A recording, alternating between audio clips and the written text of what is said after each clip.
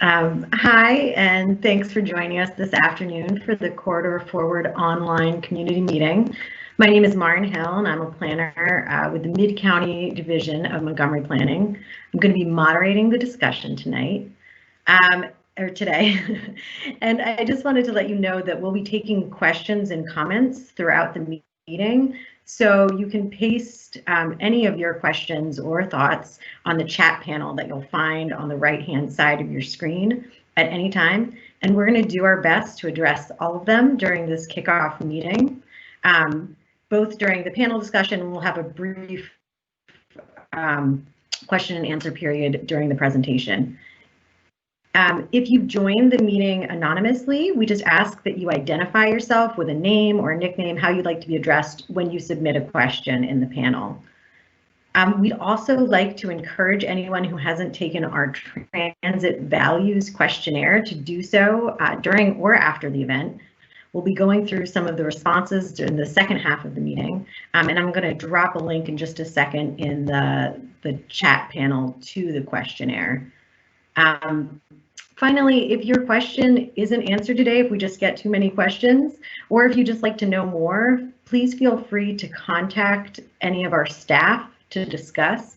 We'll be sharing our contact information at the end of the event, but you can also find it on our website, on our project website, which I have dropped a link to in the chat panel as well. You can also visit our website and sign up for our e-newsletter for updates and upcoming events. So now I'm going to turn it over to my colleague Jessie to introduce herself. Jessie? Hello, my name is Jessie Cohen. I'm a transportation planner at the Planning Department working in the Countywide Planning and Policy Division. I'll be speaking more later in the presentation, but just wanted to kind of say hello as we kick this off. And now I'll pass it to Patrick, who will lead us in the first section of the presentation. Hi there, I'm Patrick Reed. I'm a transportation planner with the Mid-County Planning Division, and I'm excited to be sharing a bit of the afternoon with you here today to talk to you about the Corridor Forward Plan. Before we get too far into the presentation, I just wanted to note it is a privilege to be able to do this virtual engagement, and I'm glad we were able to reach folks in that way. But I don't think it's a substitute for any sort of real comprehensive conversation that we could have, and it does make it a little more challenging to have a free flow conversation. So just reiterating what my colleague Marin mentioned, if you don't get a chance to get your question answered today, please do contact us after the meeting. We're happy to set up a meeting to chat with you. We're happy to come and do another virtual engagement session with your groups. And we look forward to that opportunity. And with that said, let's quickly look at what we're hoping to accomplish in this short hour. So in terms of the agenda, first, for the first 10 minutes of this session, we'll give you a brief overview of the project purpose, and also look at some of these transit options or concepts that this project will look at. We'll then briefly go through the project schedule. Following that, we'll spend about 20 minutes to talk about why transit is important and why we plan for it. At this time, we'll also go through the results of our transit values questionnaire that we've received to date. And then finally, the last 30 minutes of the program will be reserved for a panel. Now, the idea here is to answer questions about the project, but also give folks the opportunity to learn a little bit about different players' roles in transit planning in the county. So let's jump into part one and move on to the project's purpose. So we know that we have a number of transit concepts, and you may have heard of them. For example, you may have heard about certain projects like the Quarter Cities Transitway, or perhaps you've heard about the High Road Foundation's monorail proposal, or maybe you've even come to a public meeting and asked staff about the potential to extend the Red Line points north.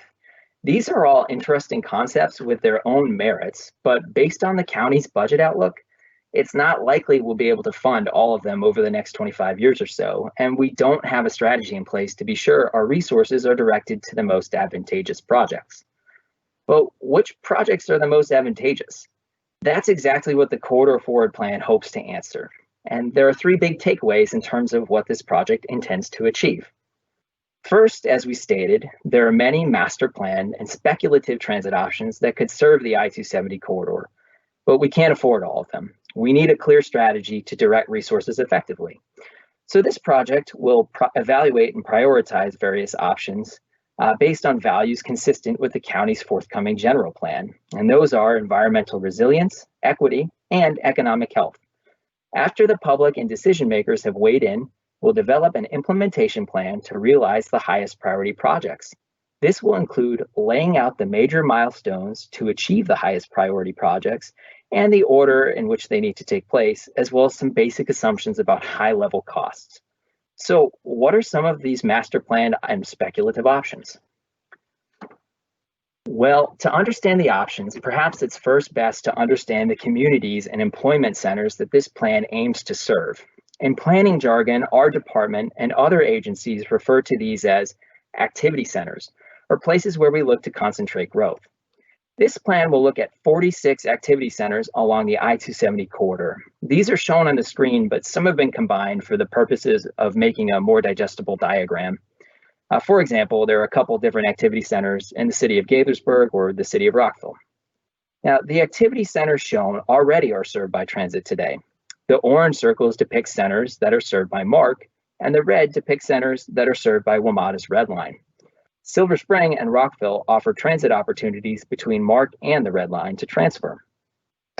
And in hopefully the not too distant future, the Purple Line will link Silver Spring and Bethesda together and provide access to the corridor from points east. Despite the great transit that we have today, our county still has a congestion problem, and perhaps more importantly, we still have residents and employees who do not have access to vehicles, who need to get around. And finally, the county also has a robust climate action plan. Transit can help with these issues. Let's look at some of the options on the next slide. This diagram depicts illustrative transit options that originate in master plans or other agency studies or even speculative ideas that have picked up steam in the public's imagination. For example, the state has been studying enhanced commuter bus service as part of its managed toll lanes process, and the Maryland Transit Administration's MARC Rail has an excellent cornerstone plan that details the steps and costs that would need to be taken in order to get more frequent and efficient MARC service on the Brunswick line. The planning department has numerous plans that support the Corridor Cities Transitway, which is shown in green, as well as the countywide plan for BRT that includes the North Bethesda Transitway, shown in yellow, and the MD 355 BRT, which is shown in blue. When we're at public meetings, we frequently receive requests to look at extending existing services as well, like WMATA's Red Line or the future Purple Line.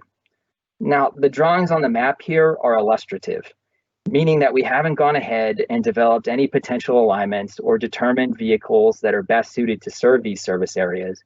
But this project will use these options as a starting point to develop 15 different transit concepts for initial assessment. Let's talk a bit about the process and the timing to see when and where these will be developed and how they'd be advanced into a more fine-grained scenario planning analysis. The planning process is divided into 4 different phases. In terms of what's first, we've identified the key values based on our work on Thrive 2050, the county's forthcoming general plan. Again, these include creating strategic connections, but also the key values of environmental resilience, equity, and economic health. From this, we'll go on to identify potential service areas. As I mentioned, these will be largely based on the areas served by options that we discussed earlier in master plan work or in other studies. At the same time, we'll review the characteristics of different types of transit vehicles, which in jargon language you may have heard talked about as a mode. We'll use these service areas in our work on modes to develop up to 15 initial transit options. Again, many of these options will be familiar as they'll be based on master plans or existing studies. All of this will happen between November and December. The planning board will be briefed on the 15 initial options in early winter. Also in December, we'll be developing scenario planning measures of comparative analysis, or metrics. These are the categories of quantifiable or qualitative information that we'll use to compare the options. We'll develop an evaluation methodology to obtain outputs for the metrics. For example, one metric might be the number of households without a car, a half mile or within a half mile of a potential option stop. We use information, say, from the census to get outputs for this metric, which would support the plan's core equity values. In January, we'll begin to whittle down our concepts to 6 key options to advanced scenario planning. We're doing this to ensure our scope can fit with the resources we've budgeted and to focus on the options that appear to have the most merit based on the project values and our reasonableness. We'll check in with the planning board again to confirm they support the 6 options proposed. The public can weigh in at this time and provide comments to the board. Once the board has provided input to staff, we'll move on into the evaluation stage where we'll compare options. In phase 2 of the project, we'll be sharpening our pencils and using your input on the questionnaire and in meetings like this, as well as the metric outputs to prioritize options. In phase 3, we'll solidify priorities and check in with the board, identifying the highest priority projects. In the last phase of the project, we'll work to create an implementation plan, again, which will detail the milestones and costs associated with realizing priorities. This is slated to happen in the fall of 2021. That's a lot of information, so let's quickly check in on the chat pane to see if there are any questions. Marin, did you receive any questions from the chat pane? No questions yet, so I think it is crystal clear so far, Patrick. That's excellent. Thanks, Marin. Well, if you have any questions, do feel free to drop them in the chat. We're happy to answer any questions that you have during the panel discussion as well. Let's move on.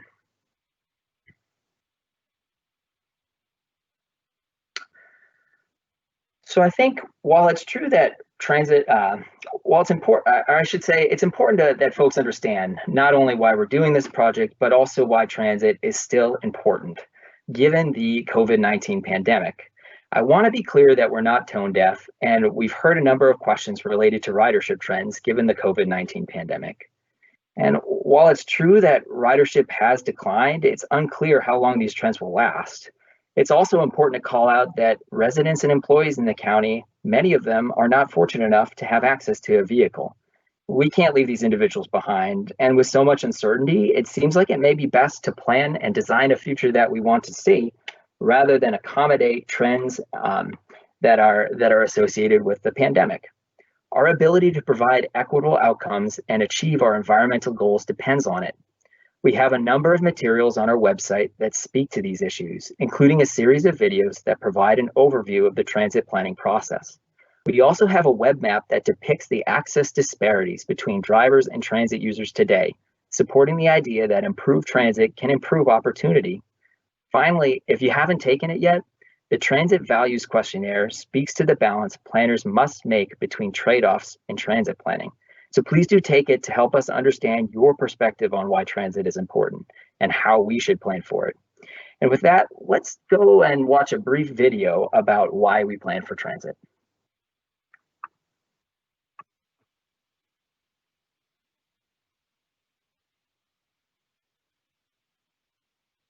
In the last video, we outlined the different types of transit, but why is it important for Montgomery County to invest in these types of transportation systems? To understand our commitment to transit, it's important to outline Montgomery Planning's vision for the future. There are 3 outcomes identified in the department's update to the general plan, known as Thrive Montgomery 2050. Environmental resilience. Montgomery County is prepared to address the threats of climate change and uses the best available strategies to protect both the built and natural resources to allow them to be enjoyed by future generations. Community equity. Montgomery County is a place where all residents have equal access to affordable housing, healthy food options, parks and open spaces, facilities and services, employment opportunities, a quality education, and a variety of mobility options. Economic health. Montgomery County has a forward-looking economy that is strong and competitive, with a variety of stable and well-paying jobs. This vision illustrates the need to have reliable public transportation in the county. Environment. Fuel-powered vehicles emit carbon and other emissions that degrade our environment and our air quality, which in turn have negative impacts on human health. In 2020, the DC region is expected to drive about 132 million miles over the course of the year. That's the equivalent of over 250 trips to the moon and back. While transit vehicles also result in emissions, they carry many people at once, dramatically lowering the emissions per passenger relative to a personal vehicle. In addition, more transit results in less congestion. Traffic congestion impacts air quality more than free-flowing vehicles. More transit improves air quality by reducing the emissions associated with congestion.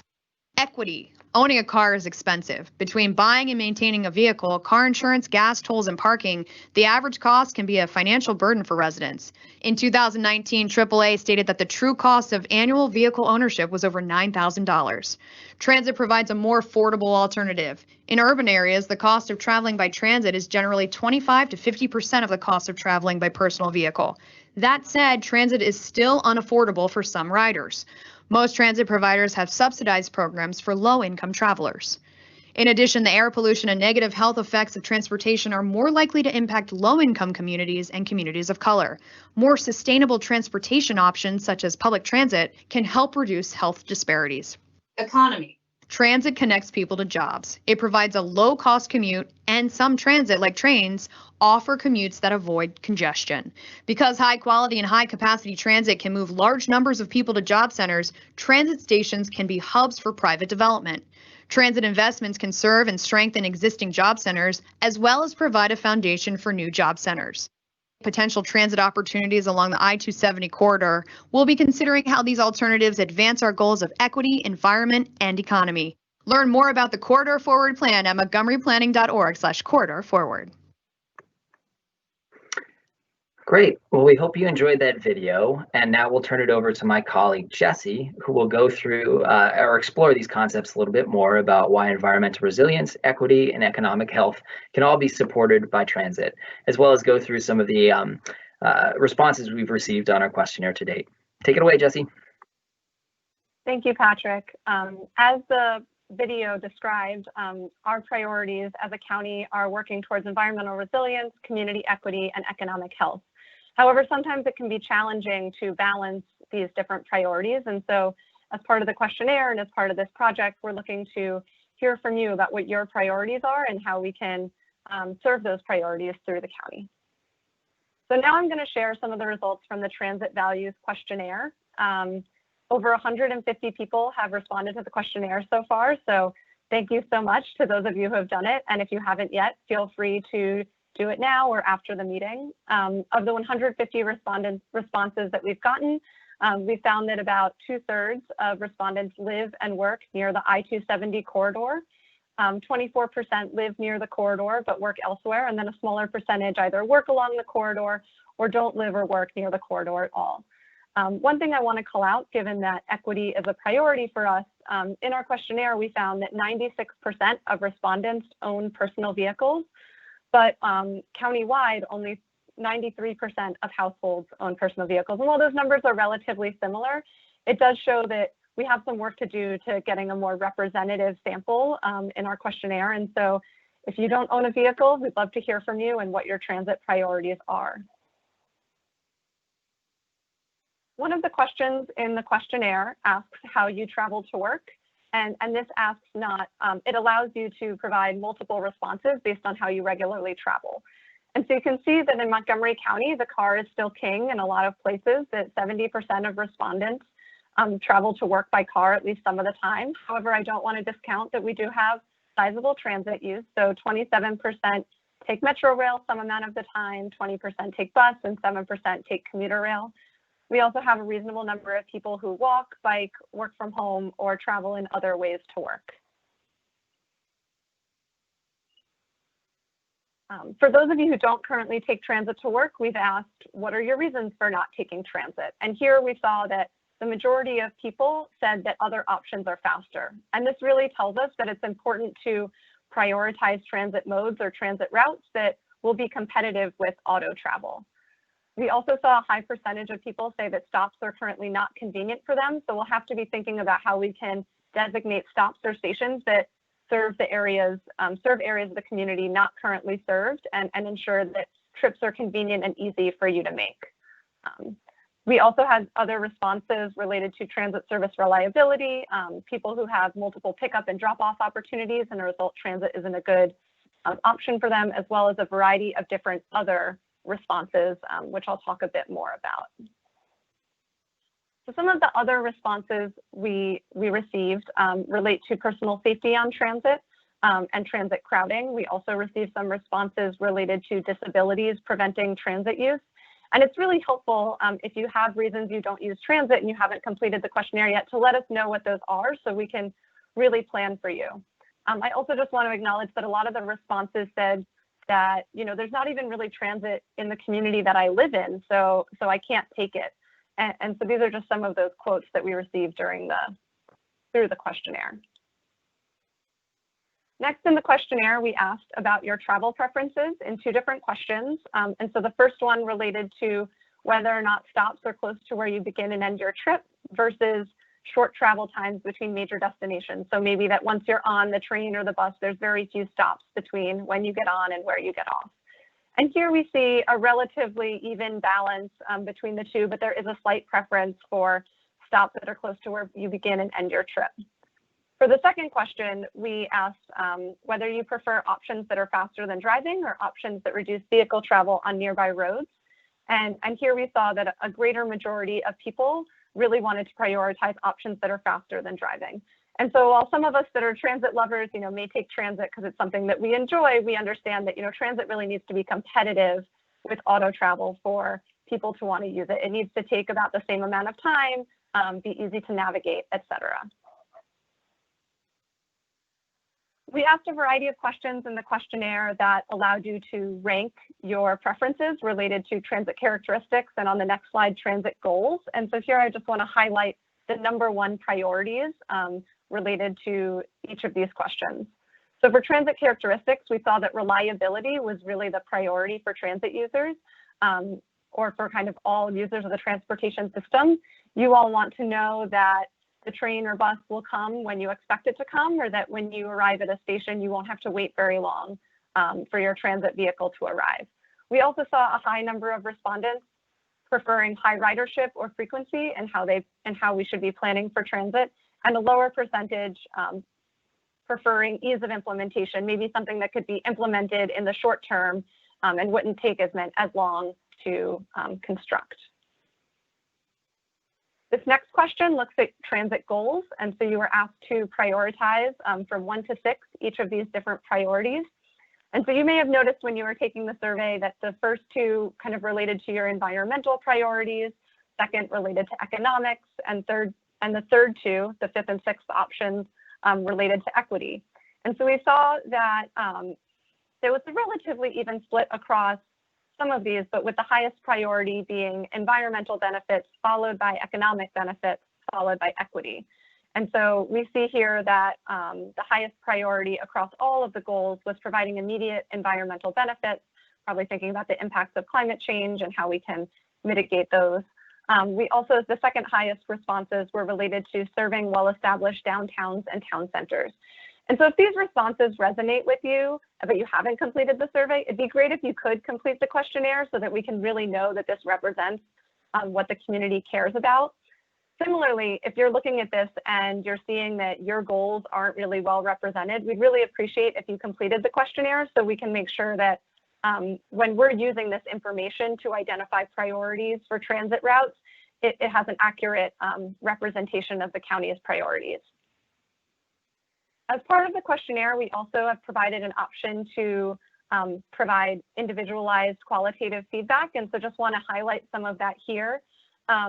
We saw in multiple comments, but I've just summarized it in one, that transit needs to be convenient and readily available, which it currently is not. And so, we understand that while our transit system has some great benefits to those who use it, we also have a lot of work to do to serve our communities, especially along the I-270 corridor.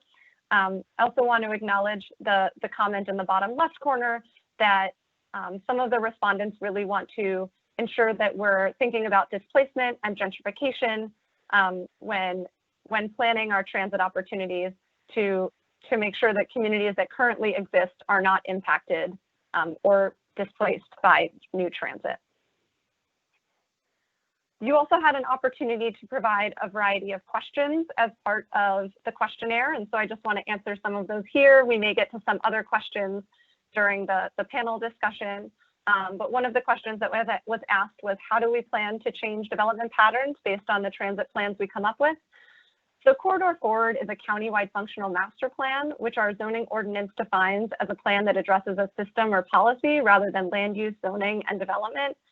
So while this plan is going to consider transit options to serve communities along I-270, it will not complete a detailed evaluation of land use, zoning, and development potential, and it's not going to implement any land use or zoning changes.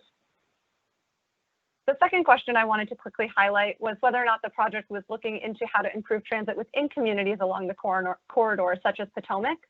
And so again, as a functional master plan, we're thinking broader than just one individual community. And so our priority as part of this planning effort is to really think about connections between different communities along I-270, both within Montgomery County and thinking north to Frederick County and south to DC and Northern Virginia. The third question here is asking about COVID-19, and Patrick addressed that briefly during his talking points, but it asks how are new project ridership estimates being revised for 2021 and beyond and post-COVID-19. And so we understand that COVID-19 and the lasting perceptions of transit safety could impact transit ridership. And so as part of this project, we will be considering how COVID-19 could impact our ridership estimates. However, we will develop ridership estimates both with and without the assumption of long-term COVID-19 impacts, just given the uncertainty of them. So now I'm going to pass it on to Marin as we transition to our transit planning panel. Thank you.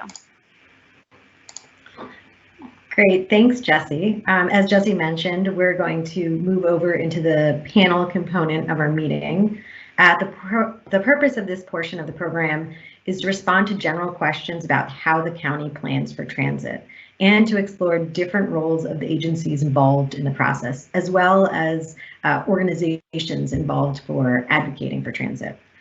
We're short on time, so we'll just dive in with quick intros. And I'm going to ask Joanna if you could please kick us off by introducing yourself. Sure, thank you, Marin. Hello, everybody. I'm Joanna Conklin. I'm the Montgomery County Rapid Transit System Development Manager, which basically means I work primarily on the bus rapid transit system for the county. I am actually here today, though, representing Montgomery County Department of Transportation in general. As many of you may know, we operate the local transit system within the county, and we're very excited to be a part of this discussion. Thank you. Great. Thanks, Joanna. Now I'm going to turn it over to Jane Lyons from the Coalition for Smarter Growth. Hello, thanks so much to Montgomery Planning for having me here today to speak. My name is Jane Lyons, and I'm the Maryland Advocacy Manager for the Coalition for Smarter Growth. We are a regional organization that advocates for walkable, inclusive, transit-oriented communities as the most sustainable and equitable way for the DC region to grow. So I lead our campaigns in Montgomery County, and I'm really looking forward to today's discussion. Thanks, Jane. Glad to have you with us. And finally, last but not least, I'd like to turn it over to Kyle from the MTA. Thank you. Good afternoon, everyone. My name is Kyle Nemhart. I'm with M.MTA Mart Train, and I'm happy to be here to participate in this discussion. I also know that I'm happy to share the panel with Joanna Conklin, as we've worked on several transportation projects in the past. And I also want to thank Patrick Reed and MNC PPC staff for organizing this event and helping to walk us through the virtual event. This is actually my first virtual panel, so I'm very excited to be here today. Thank you. Great. Well, we are excited to have you. And Kyle, I'm actually going to kick it back to you with a question. I want to know if you could tell us a little bit about MTA's role in county transit planning and who's responsible for what elements of the planning process and at what point MTA gets involved. And then maybe Joanna, after Kyle wraps up, you could tell us a little bit about the same of MCDOT and their role in transit planning.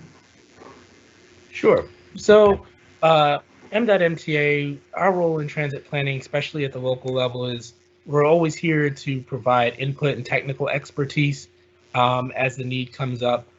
We've worked directly with Montgomery County in the past with their BRT efforts and to help them get their projects and their vision off the ground with like the first round of alternatives development based on our experience with previous major projects.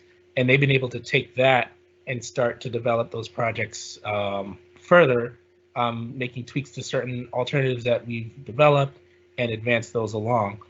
We've also worked with the county and local government jurisdictions regarding their vision for future MARC service. They've come to us with their ideas, some of them very bold, very extensive, and based on our experience operating and also attempting to implement certain plans of our own, we've been able to provide folks with a little bit of better context of the environment that we're working within. So we've been able to basically say that, you want to be able to,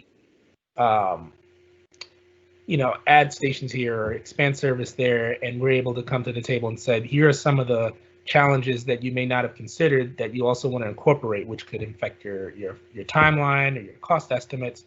And I think the conversations have been pretty productive. Sometimes the initial conversation may not always be what one party wants to hear, but then we're able to move forward with more realistic strategies and approaches to implementing some of these improvements.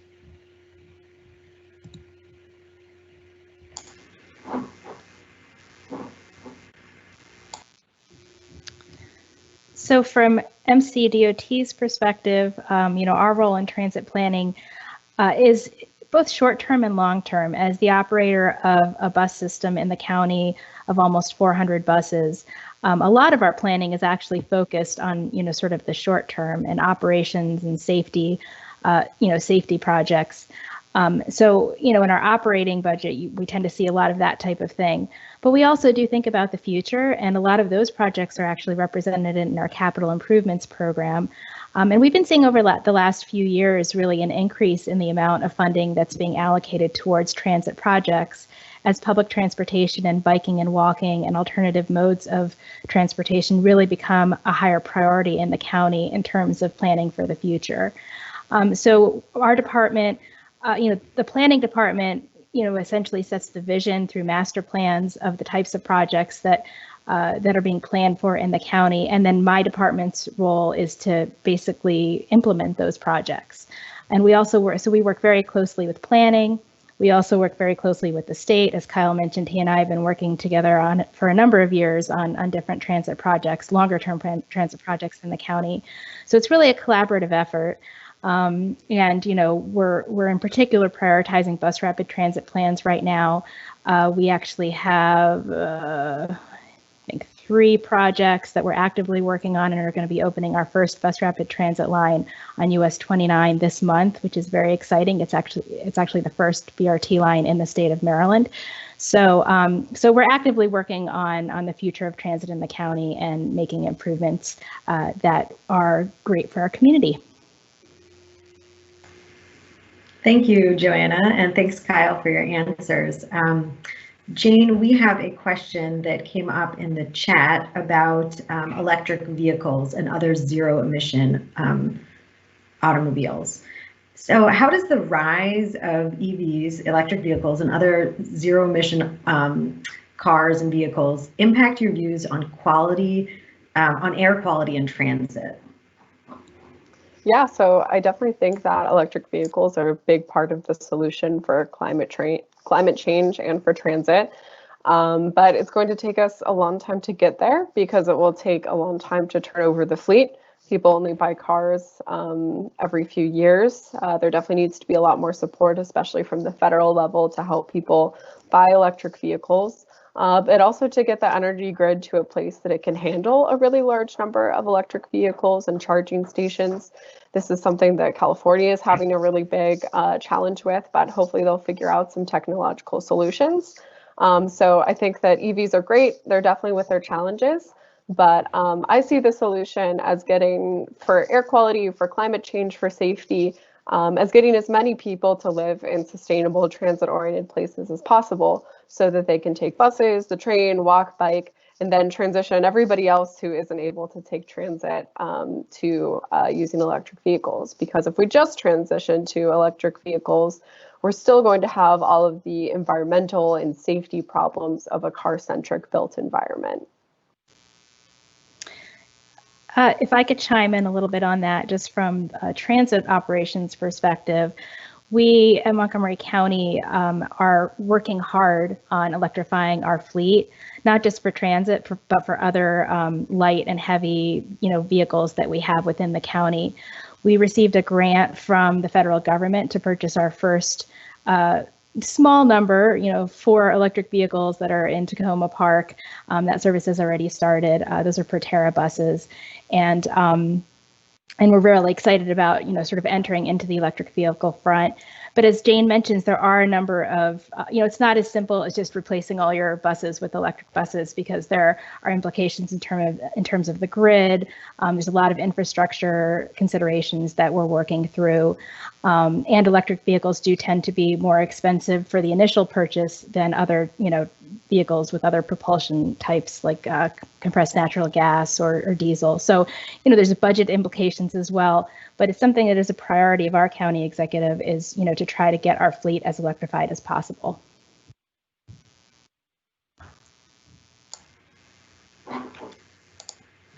Thanks, Jane and Joanna, for adding to that question. We're going to be jumping around a little bit on topics as they come in from participants. This is a question that I'm going to ask Patrick Reed if you could answer about the role of this initiative and the governor's proposal to add lanes to I-270 in the Beltway. The question is this initiative essentially trying to advocate and implement the governor's proposal, or is it analyzing alternatives? Can you kind of clear up its relationship to the toll lanes on I-270 and the Beltway project? And then I just have another follow-up question to that question that came in that says, to the extent that this corridor forward project is relying upon Governor Hogan's proposed I-270 expansion for transit funding, would you please list your assumptions about transit funding that informed this approach? I know that's a lot, so. Thanks, Lauren. I appreciate the question, and thanks to the person in the chat who dropped the question in there. It is really important, I think, to make the distinction that the Corridor Forward project that's being run by the planning department is separate and distinct. It's its own department project, and it does not have a direct relationship to any of the work that the governor is doing on the NEPA project. That being said, obviously we're aware of the NEPA processes that are going on for the managed lanes, as well as the northern portion, the managed toll lanes. And the idea is essentially that, we believe transit is the best solution for the county. There are others who pose that auto enhancements like toll lanes are a good solution. This project is kind of mute on that, but from the perspective of funding, we do believe that the toll lanes do have some benefit in the sense that they could provide a revenue source to help support transit, not only in the county, but in the region as well.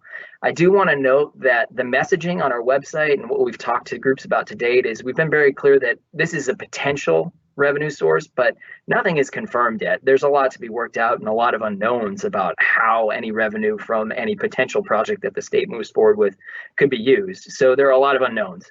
And hopefully that it's a little bit of a non-answer to that second person who asked about funding assumptions. But when we plan as a department, we go ahead and we plan options that we think are the best and we think are reasonable.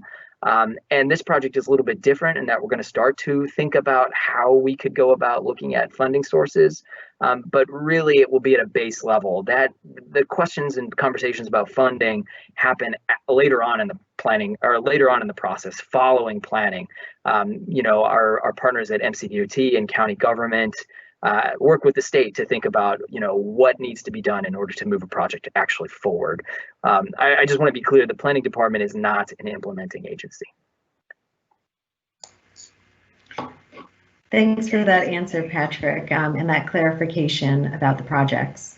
Kyle, I wanted to ask you, since we were talking about funding right now, how does the MTA balance the needs of today, the transit needs, the transportation needs, with the needs of tomorrow in terms of funding? I think that's a very good question. And I think it's important to note that MDOT-MTA and the Maryland Department of Transportation as a whole, we put a high priority on safety and state of good repair and system preservation. Those are our top three priorities that we have when it comes to funding. Obviously, you can't expand a system that's crumbling, right? You got to fix what you have first before you can move into expansion. And so some of the examples from the MARC perspective is that right now, even though we're under this huge budget crunch because of COVID-19 and the reduced revenues that we're getting from like the gas tax and the dedicated transportation trust fund, we're still moving ahead with the construction of our main maintenance facility in Baltimore, which basically addresses maintenance and repair of locomotives that serve the majority of the system, save for our electric locomotives. And so we're moving ahead with that despite the limited funding resources, but that'll help us to keep our locomotives in a state of good repair, and it will also adequately and more efficiently maintain our Tier 4 diesel locomotives, our new Charger locomotives that you've been hearing so much about over the last couple of years. They're the most environmentally friendly locomotives on the market. And so this new facility will keep maintenance costs down for those locomotives. We're also prioritizing efforts to preserve our storage and maintenance facilities, which in turn dictates how many seats we can offer on MARC trains. And I'm sure people are familiar with some crowded trains on the Brunswick line, definitely on the Penn line.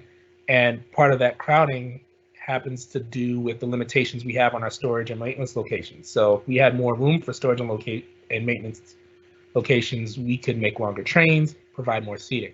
So while these priorities may not necessarily fit with the longer term vision on the surface, they actually serve as a foundation to enable those enhancements in the future.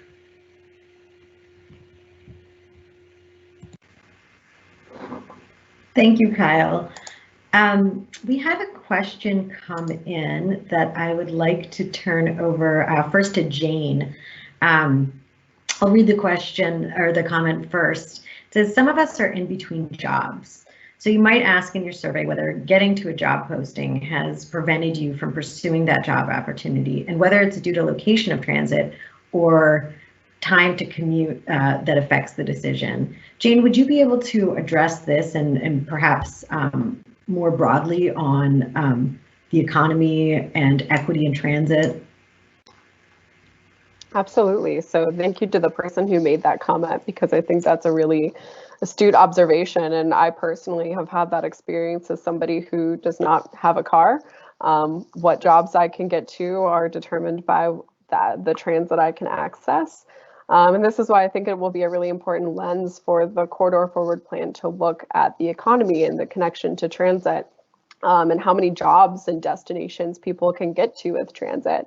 Right now in Montgomery County, you can access a little over, I think it's 134,000 jobs through a 45-minute transit ride, but you can get to over 1 million jobs through a 45-minute drive. And that's transit inequity. And it's also transit inequity that's choking our economy. If we were able to get more people to more jobs, then we would be able to have a stronger economy. And that's going to be even more important given what's happening right now with the economy because of COVID and the recession that's currently happening and likely to potentially stick around for a while. So I think looking at transit through its ability to connect people to jobs will be a really important focus. So I too would love to see that added to the survey. Thanks, Jane. If I could chime in, Marin, for a second. I think if I'm understanding the question correctly, they're kind of hinting at that sort of balance between strengthening existing service before pursuing new service. And it is a balance, right? I don't have much to say about that beyond that. It's important for us to kind of hear that perspective in response to the survey. And I agree with Jane that I think there are some improvements that could be made in the survey or the questionnaire. It's a questionnaire really because it's not scientific. But the questionnaire that kind of addressed that tension between whether or not we should think about how we can make our existing service stronger, or whether or not we should pursue some of these larger high-cost capital options as an alternative. I don't know, maybe Joanna has a comment in that regard. Sure, I think it's an interesting, thinking about it in terms of strengthening the existing system versus new service, and that I don't see those as necessarily competing interests. So we need new high quality transit options in Montgomery County, like the bus rapid transit. But at the same time, we need to be looking at how the local transit system interfaces with those new service options. So I don't necessarily see them as mutually exclusive, but they're both. It's important to really look at both. We do in Montgomery County have a transit system that has been around for over 40 years and has grown kind of organically. We've talked internally about and externally about our need to really take a system-wide look at the service and see many cities around the country have been doing this over the last few years. To take a look and see whether there are improvements we can make overall to the system. Is it really as efficient as it could be? And then integrating the new forms of transit like BRT into that would be important in that look. So I think clearly the link to employment is a really high priority. It's important for us to invest in transit because then ultimately, you may have the cost up front of investing in the infrastructure. The long-term gain from that is that your economy will be stronger. And so there's a really, really important link. I very much appreciate that question and that point.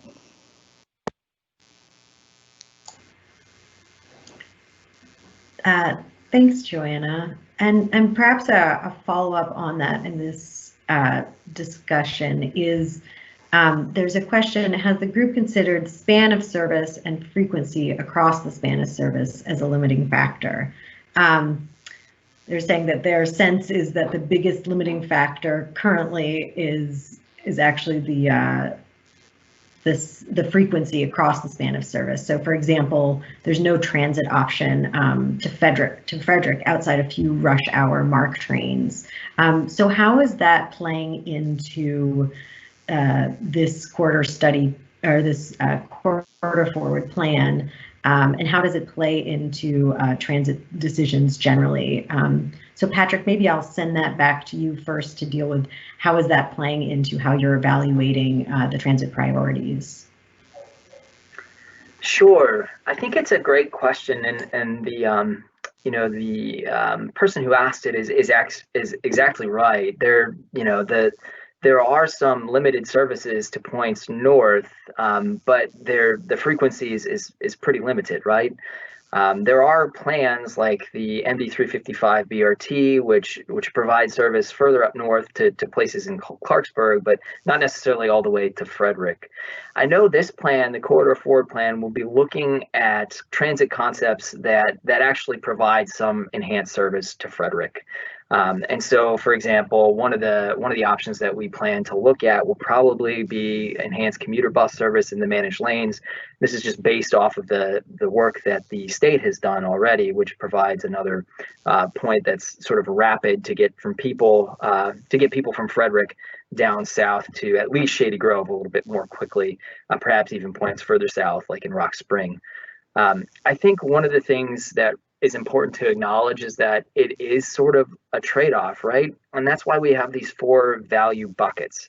There's that value bucket of strategic connections about making good choices in terms of how we connect people to high demand locations. But there's also that equity bucket as well. It's part of the county's responsibility to help its own employment centers flourish by making them accessible to other people in the region, not necessarily just folks who live in the county. And so when we develop our metrics in this process, we're going to be thinking about ways that we can capture this value of improving service from points further north, and sort of weighing these against some of the other benefits in terms of the environmental benefits or economic benefits that a more locally serving option might be looking at. And it's a great question, and there are a lot of trade-offs that need to be made in transit planning. Thanks, Patrick. We had another question come in, and Kyle, I'm going to direct this to you. The person says some recent studies show that much of the traffic comes not from commuting, but from daily life errands. And then I wanted to ask, is there a tension between improving local transit and improving regional access? Why or why not? And how do you account for this? So that's a good question, and honestly, I wouldn't say there's a tension between local and regional access. At least there shouldn't be, right? Because one, you want to provide access to your region, and then two, you want to provide mobility within that region. So there really shouldn't be a tension there. There's two different functions that they serve, and they both serve the local and regional economy. And I think the statement that you led with that, I didn't quite capture that, the lead-in statement for that.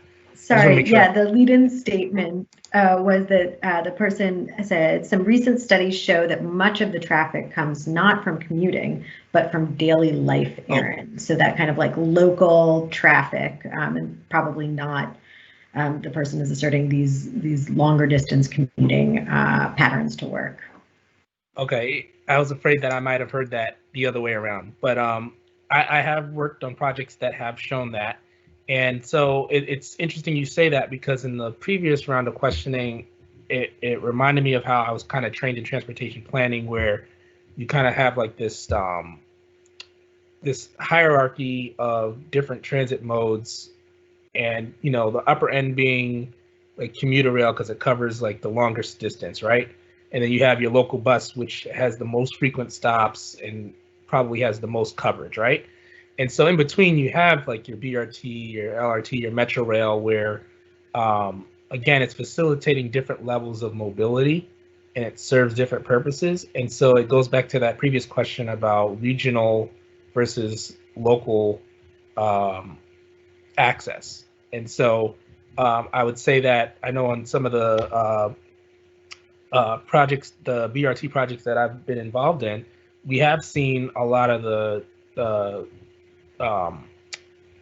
information that's shown just that there's a lot of local mobility and movement that's desired within the area.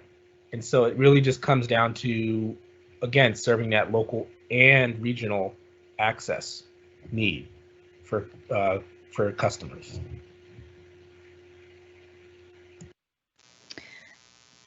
To chime in a little bit and follow up on what Kyle said, and Kyle mentioned the BRT, and we have found this exactly what he's saying, which is that there is a huge amount of demand, transit demand during the off-peak periods. And, our planning process tends to be kind of skewed towards looking at the peak and planning for the peak. But what we found, for example, on the US 29 Flash project that's going to open this month, was that there on that corridor, while there is a lot of traffic and travel demand during the peak, there's a huge amount of travel along the corridor and connecting with the corridor, in the middle of the afternoon and late at night, and that demand was not being well served by the existing transit lines that were on the corridor. So, with the new Flash service, we are able to provide a span of service that basically matches the Metro Rail span of service, and a frequency of, at least every 15 minutes throughout the day, which is a huge improvement, to the transit that's there now. I would say on our Maryland 355 BRT project, anybody who's traveled on Maryland 355 knows that the peak is really not, 6 to 9 a.m. in the morning. Being a heavily retail corridor, we actually see a lot more traffic on the weekends and the afternoons. So again, it's like we have to think about these projects in a different way and think about what the real, peak demand is and when it is, and it may not be when we traditionally think it is in planning, in transit planning.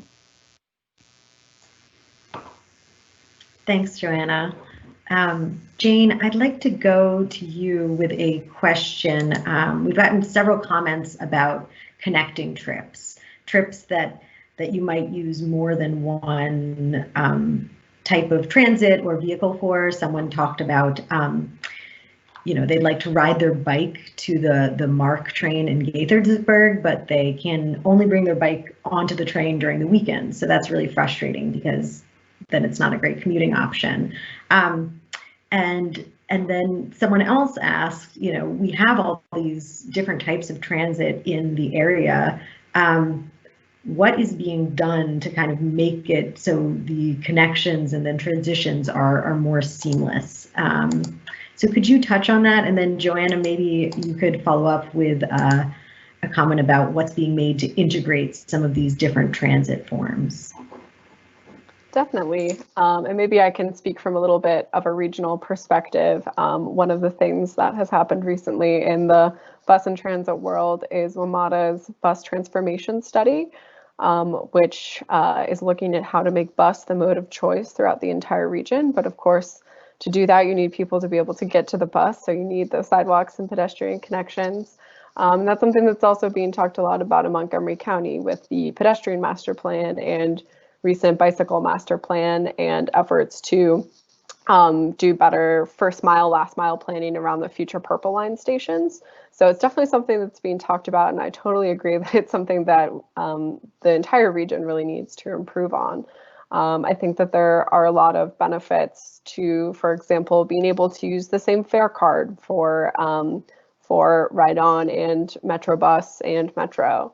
I think that there's a lot of technical things behind the scenes with sharing data in similar types of ways. So that way there could, in the future, be sort of real-time data information for the entire regional transit systems and not just for Metro here, Metrobus here, Ride-On there, Arlington there, depending on where you need to go. And I think that it's definitely time, because transit has become such a priority of all of the jurisdictions in the region, to comprehensively look at our transit systems and how they interconnect with one another, and consider what it would be like to do a regional redesign of bus systems, or even just a redesign of Ride-On and Metrobus. To, as Joanna mentioned before, the system has sort of developed organically over the past several decades. And to my knowledge, there hasn't really been a comprehensive relook at, okay, where are we living now? Where do we work? Where are the destinations that we need to go to? And I think that that kind of analysis and conversation would go a long way towards making the entire transit and transportation system more integrated and seamless. To add to what Jane just said, and those were great points, Jane. If we want people to ride transit, they have to be able to get to the transit. So in our department, we have been placing a lot of emphasis on the sort of first mile, last mile, a lot of the micromobility options. Not to use a techie geeky term, but the e-scooters, bike share, that type of thing that offers access to stations for folks that might be beyond what would be a normal acceptable walking distance, to get to transit. On the new buses that we have on the BRT line on US 29, it's the first time that we will actually be able to accommodate bikes on board the bus. So this is great because you can ride your bike to the flash station, bring your bike on board, and then when you get off, use your bike to get to your final destination. So we're really excited about being able to offer that amenity on the new flash buses. And as we continue to plan for additional lines, and even on the US 29 flash, we are actually taking a look at access to the stations and just the infrastructure that supports that access. So, station area plans, what do we need to make sure that it's safe for people to bike and to walk, and also to make the connections between, the bus rapid transit and local buses. So those are all things that we're taking into account kind of on a very granular level as we continue to plan for these projects in the future. Thank you so much, Joanna, for that final word. Unfortunately, we're coming to the end of our meeting. An hour goes by pretty quick. So I just wanted, before I pass it back over to Patrick, I just wanted to let you know that if your question was not answered during the meeting, we are going to be updating the FAQ, which you can find on our website, that will address some of these commonly asked questions that came up in the meeting. Also, if you have additional questions or you want a specific answer to your question, you can feel free to reach out to staff. And as I mentioned, the contact information can also be found on the Corridor Forward Project website. So please let us know if you have any questions. You can still drop some comments into the chat panel, but I'll turn it over to Patrick Reed to wrap up the meeting. Thank you for participating. Thanks, Marin. I appreciate that. And thanks to all of our panelists, Joanna, Jane, and Kyle. It's great to have you. And it's really a privilege to work with you all because I know there's a lot of support for our projects, and I can't thank you enough for the time you shared with us today. I wanted to kind of quickly address one questionnaire we received in the chat pane about staying involved. It's true that the pandemic has kind of impacted our ability to do pop-up events. We had initially planned on doing these to meet people where they're at along the corridor. We're reassessing that right now, but there are other ways to stay involved, and we'd also encourage you to reach out to us if you have any great ideas about creative outreach. I know we're working hard with our communications team to think about and innovate ways to reach people who might not have great access to online opportunities. But in the interim, we'd encourage you all to take that questionnaire if you haven't done it yet. Please do sign up for our e-letter, schedule a meeting with Jesse or myself. You can use the website to do that, or you can reach out to us via our email, which I'll share with you in a moment here. And connecting us to any of your interested networks would be helpful as well. If you're part of an HOA or a civic association, let us know if they want a meeting or a virtual meeting. We'd be happy to facilitate that. The upcoming technical work in September, we'll be comparing mode attributes. In November, we'll be developing those 15 transit concept options. And in December, we'll be going ahead to work on that evaluation methodology. So please stay tuned for updates on the website. We're happy to kind of share the progress with you along the way. And with that, I just say thank you for participating and sharing your afternoon with us. It's much appreciated from our team. And my contact information, as well as my colleagues, are shown on the screen here. We'd love to hear from you in the event you have more questions. So thank you very much, and have a great rest of your day.